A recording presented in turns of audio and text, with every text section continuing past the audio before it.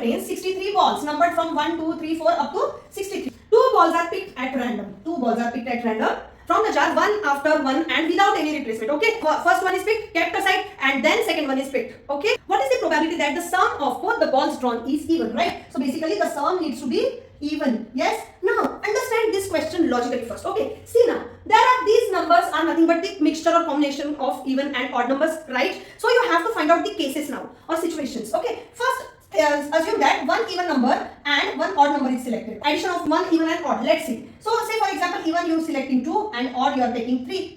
Take any, and then you get the total as 5. Even if you try for other even odd combination, it is still going to be the odd number after summation, right? But then in result you need even, right? So this combination is not working for us, or this is not the favorable combination. Next, say you take both the even numbers. For example, you take 2 and 4, or take any two even numbers from this set. So that is going to be 6, right? It is going to be even always. So this is the valid or favorable combination, right? If you take odd and odd combination, what do you get? Say 1 plus 3. Again you get even, right? So odd plus odd, even. And that's why this is also the valid combination. So these two cases you need to consider while finding out the probability, right? This probability. Now to know that or to solve it further, you must know how many even numbers are there and how many odd numbers are there, correct? That's the basic. So let's find out the total even numbers. How many even numbers are there? See, even numbers are 2, 4, running up to 62. If you divide this 62 by 2, you will get 31. Yes, so 31 even numbers are there. Easy. So that gives you the total odd numbers. Now total 63 numbers are there. So 63 minus 31 is what? 32. So 32 odd balls are there. What's your event? You should have both the even numbered balls, or you should have both the odd numbered balls. Yes, you cannot have even and odd combination because that will give you the total as odd number only, right? Now let's find out this probability. Probability of the event equals to what? Probability of having both even and even, or probability of having both odd and odd.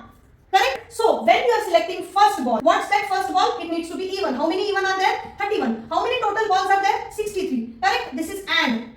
Yes? Now you are picking. Now you have selected one even numbered ball. You have kept it aside. Say for example, you selected 2 and so 2 is gone now. Right? Now you are taking again the second ball, and that also needs to be even ball. Even numbered ball. Right? Now how many even numbered balls are left? 2 is gone. That's why now the count is decreased by 1. So now 30 even balls are there. And the overall count is also ultimately impacted, that is also decreased by 1. So now the total balls are 62 here. Important part, you get this part logically. Now what's this all means plus? Yes, how many odd balls are there? 32 odd balls out of 63.